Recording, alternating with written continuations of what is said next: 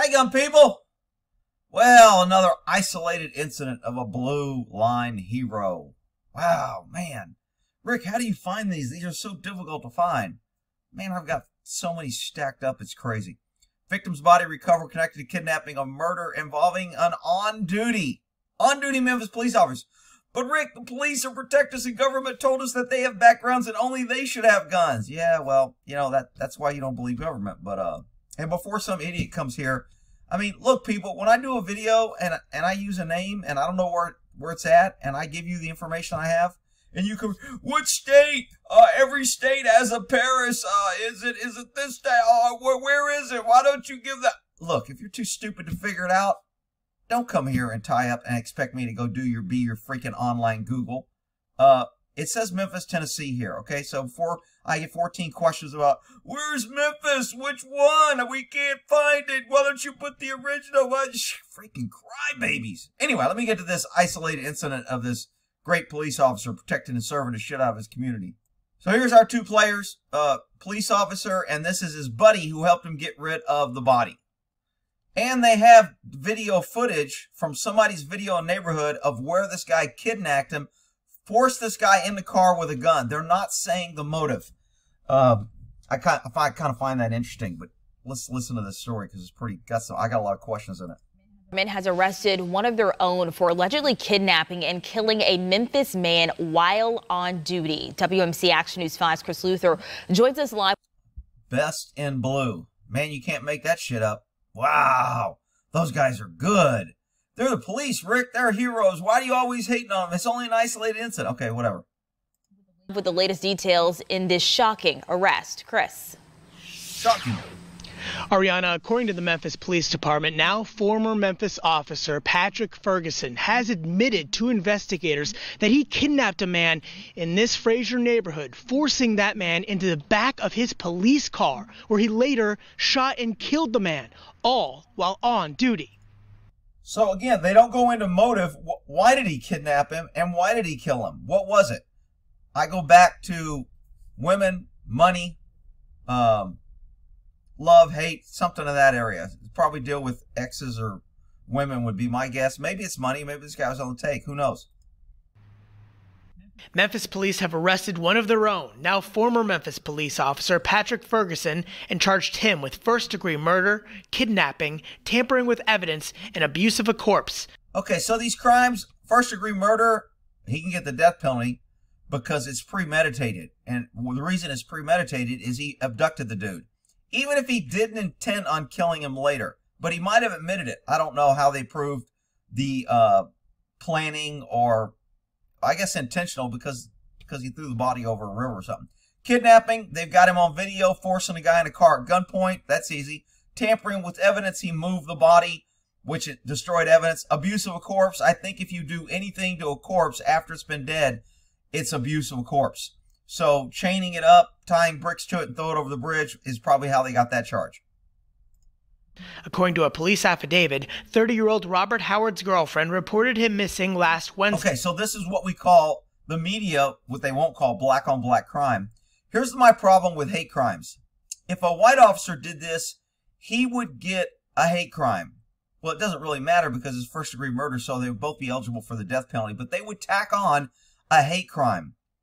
But if a black man kills a black man, it's not a hate crime. And if a black man kills a white man, it's not a hate crime. The only time it's a hate crime is if a white person does something to a black man. And to me, that's why hate crimes is bullshit. It's not equal. If you want to make hate crimes fair, then anybody of any other race that commits any crime on any other race will get a hate crime enhancement. I would be okay with that. I don't like the idea of hate crimes because it has nothing to do with the crime. You don't have to prove it. You just get to stack on charges, and it's bullshit. It's a total anti-white, it's a racist law that it only picks on somebody or charges somebody because of their color. And normally it's because your color is white. So I'm not a big fan of hate crimes. This is black-on-black crime. So anything goes on black-on-black. You can do anything, and you don't have to worry about, you know, any enhancements. You're good to go. So that's just a tip for people out there committing crime. Wednesday. MPD's investigation led them to 29-year-old Ferguson. When questioned, Ferguson admitted to kidnapping Howard on Mark Twain Street, forcing him into the back of his patrol car while Ferguson was on duty. Police say Ferguson drove several blocks away to Fraser Boulevard and Denver Street, where he told investigators he shot Howard as he sat in the back of his police vehicle. So this cop, I tell you not to talk to cops, and you would think cops would know not to talk to cops. It is so much harder to convict somebody that never gives a statement than it is for somebody that gives a statement. This cop admitted to kidnapping. They probably showed him the video. He admitted to shooting a guy. They don't have a video of that. And then he admitted that his buddy helped him, which is why when you help somebody with a crime, you need to realize that if they have a sudden flash of light that says they should tell the truth, you just got screwed. So very difficult to decide when to help somebody. And then drove to a location where he deposited Howard's body. Deposited? What, he go to like a sperm bank and make a deposit? He went to a bank and made a cash... He deposited the body? Who the hell writes this shit for these news people? That's really the shocking part of it, because the police officer, that's the last thing you expect from the police. I don't know where this guy's been living. It ain't the last thing I expect from the police.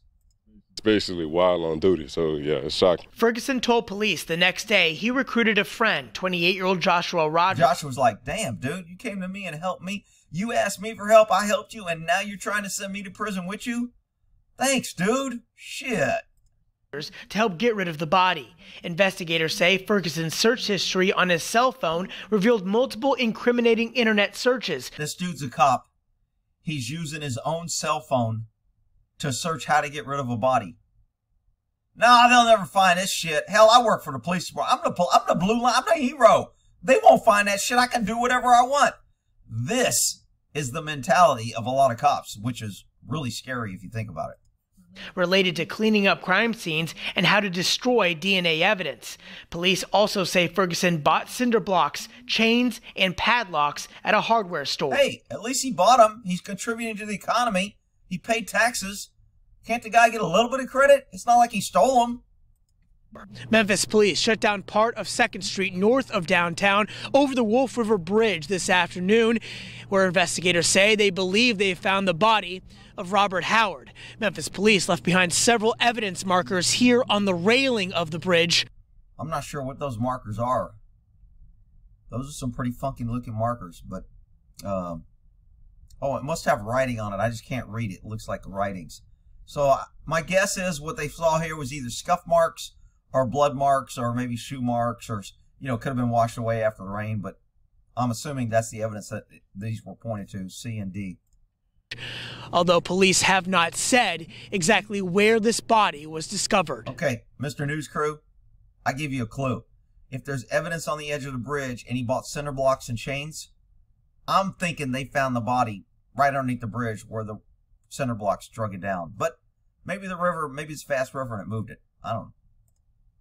Police searched a home in the 7200 block of Mountain Ash in southeast Memphis, where they found a revolver Ferguson says he used in the murder. So it doesn't say who lives in his house. They just said they searched the house. Who was this?